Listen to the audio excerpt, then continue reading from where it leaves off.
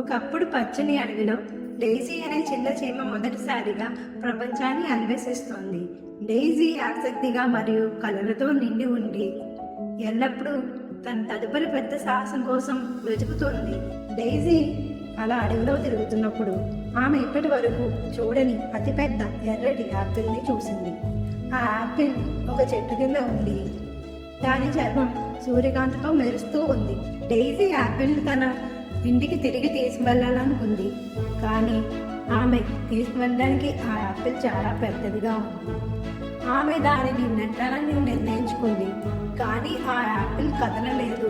తను ఒంటరిగా చేయలేనని డైజీ గ్రహించి తన సహాయం కోసం తన చీమల స్నేహితులను పిలిచింది. అప్పుడు చీమల వరుస వచ్చి ఇంకా అందరూ కలిసి పని చేయడానికి సిద్ధంగా ఉన్నారు. చివరికి చీమలు అన్నీ కలిసి యాపిల్ను తమ ఇంటికి తీసుకొచ్చుకున్నాయి. ఇది అంత సులభం కాదు.